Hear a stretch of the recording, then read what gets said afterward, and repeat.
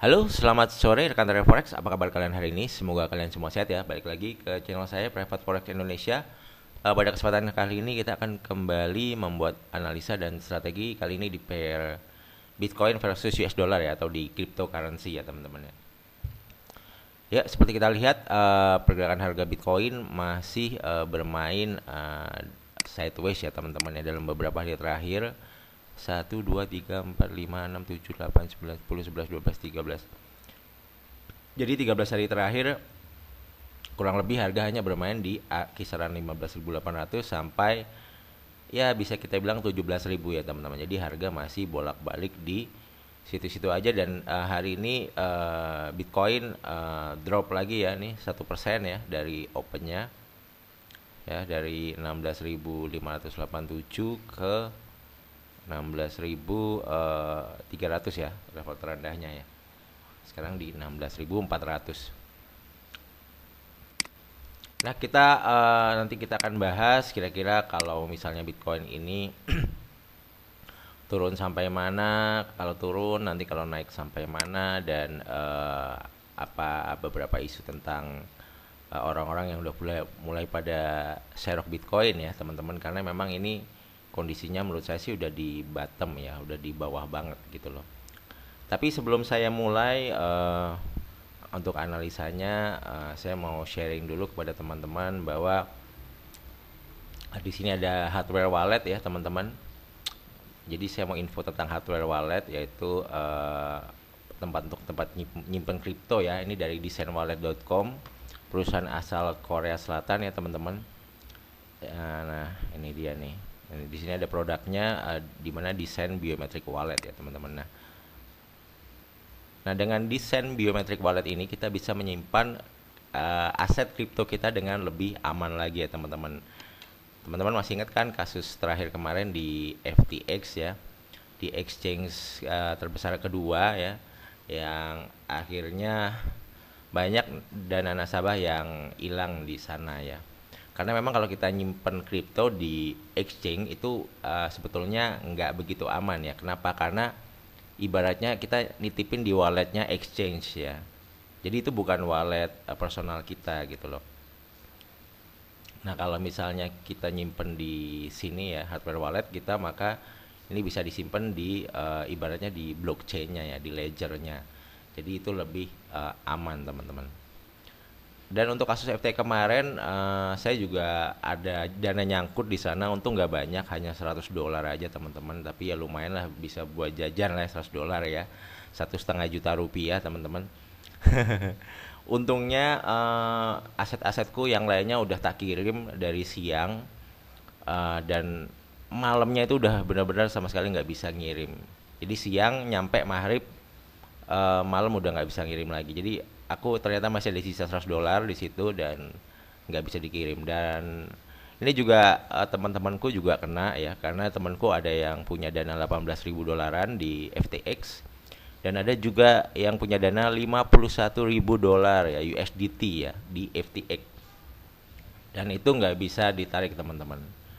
Nah itu dia ya, walaupun exchange kedua terbesar, tapi tetap ada potensi dan resiko ya, apalagi kalau cuma nyimpen kayak di Indodax, toko kripto, atau mungkin yang exchange lain tuh,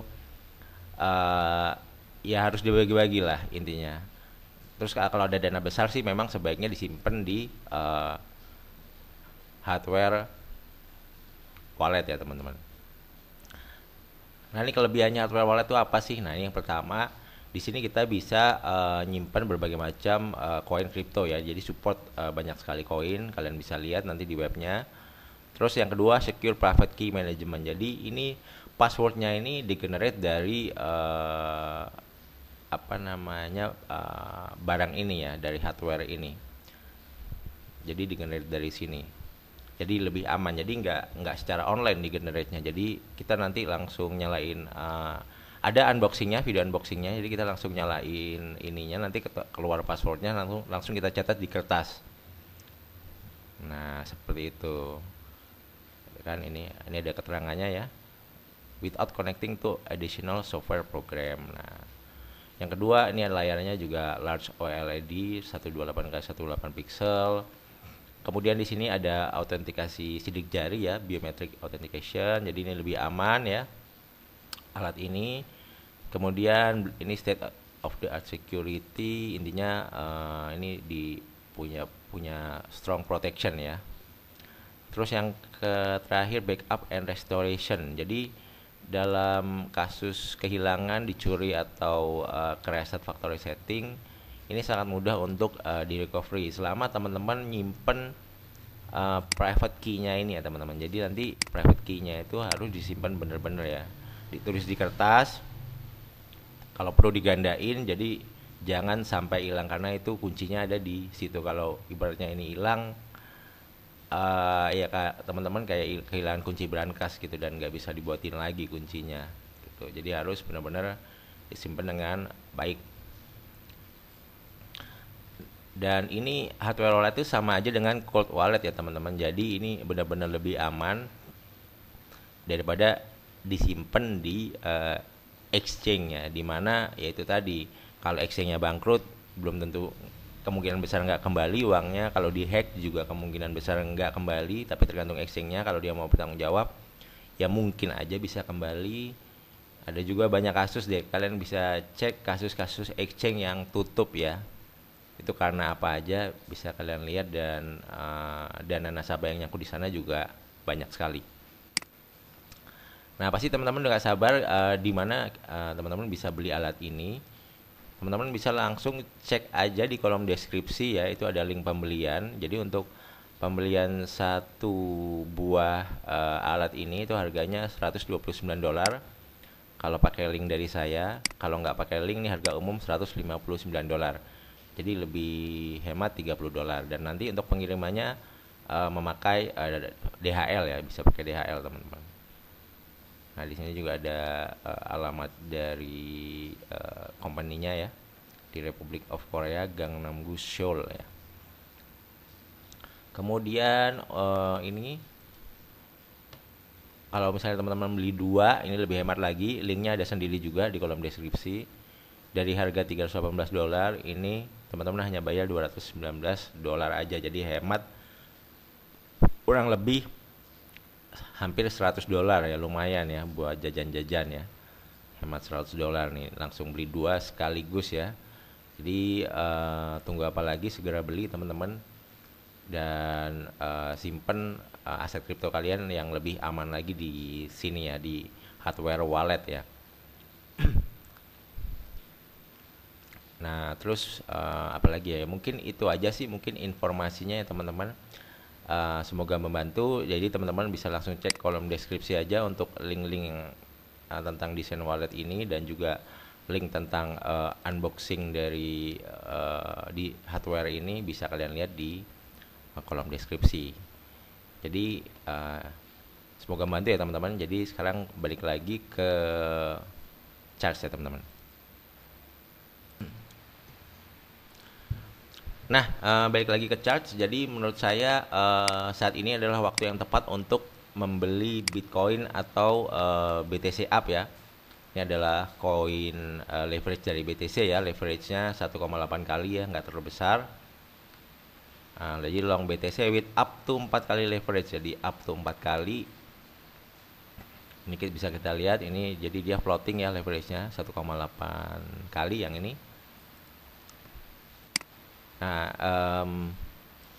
jadi gini, kalau kita ukur-ukur ya, kalau misalnya Bitcoin dari harga 16.000 turun ke 13 ribuan, itu mungkin turunnya sekitar 15%-an ya. Jadi teman-teman bisa di CE sampai 13.000 seandainya memang nanti turun ke 13.000. Tapi seandainya dia nggak turun lagi, maka ini potensi kenaikannya menurut saya ini bisa sampai paling nggak ya balik lagi ke $25.000 ya teman-teman ya, sekitaran ini ya. Ini untuk jangka agak mid term atau long term ya.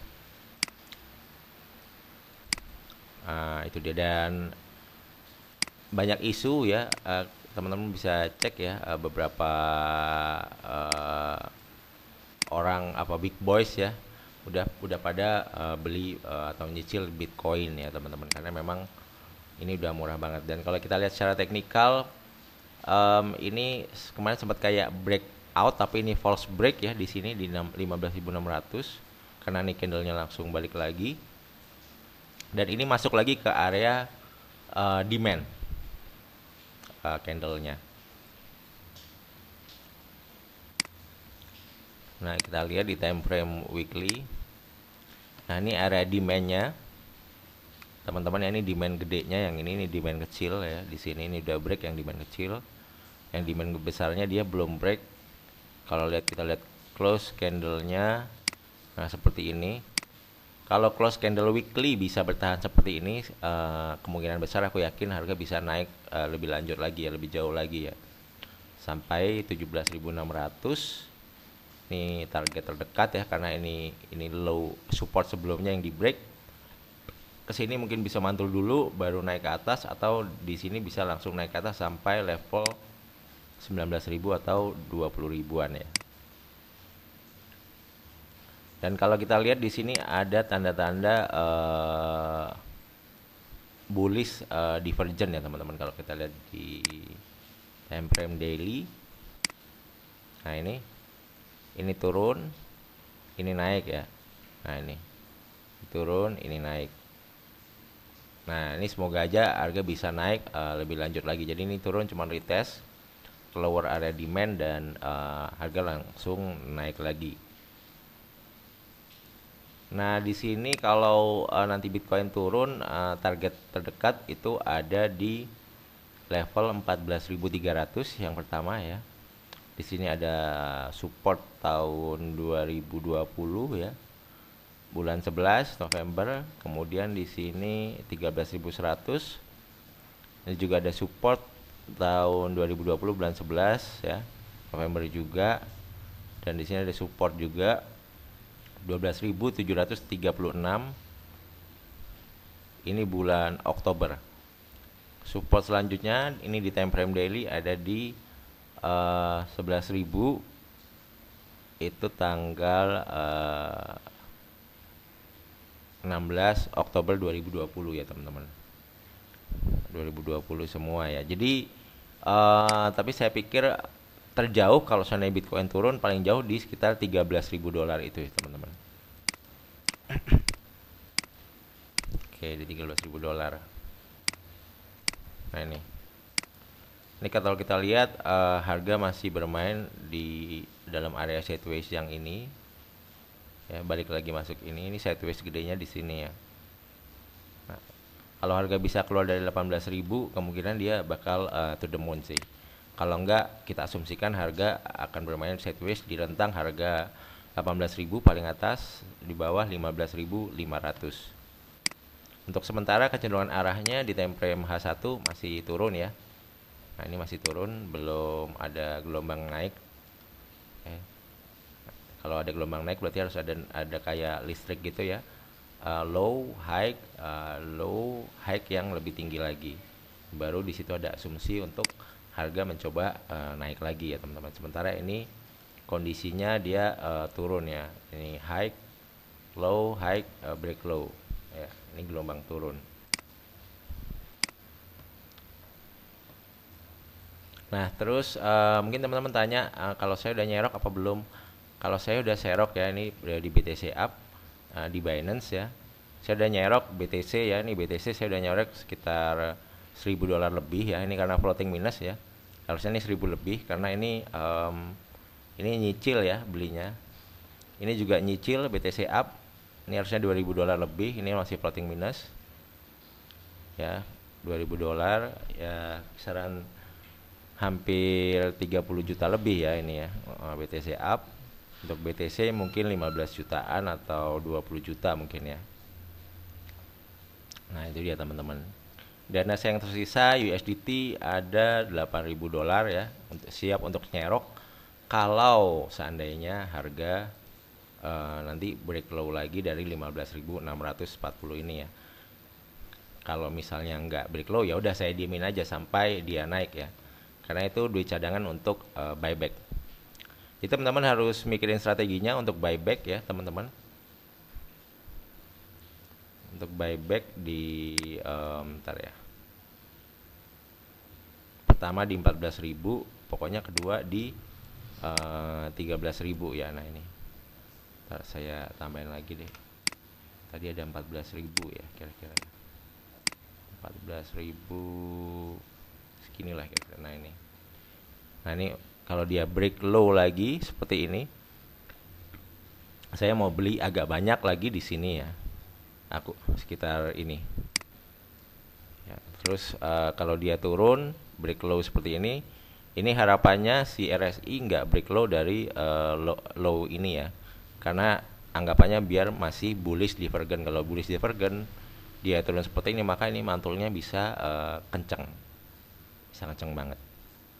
Tapi tetap lagi balik lagi ya, semua ini hanya prediksi, kita benar-benar nggak tahu harga mau kemana. Jadi ini hanya perkiraan aja, sampai mana kalau misalnya nanti harga turun, sampai mana kalau misalnya nanti harga naik ya, terjauh sampai mana.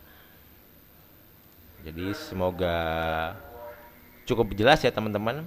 Jadi kayaknya mungkin videonya sampai di sini dulu aja ya. Nah ini udah saya gambarin ya, level-levelnya 14.300, 13.100 sampai 12.700 paling jauh. Ini menurut analisa saya. Bisa benar, bisa salah. Oke teman-teman, makasih udah nonton. Yang terakhir jangan lupa untuk like, comment, dan subscribe. Sampai jumpa di video yang lain. See you, bye guys. Thank you.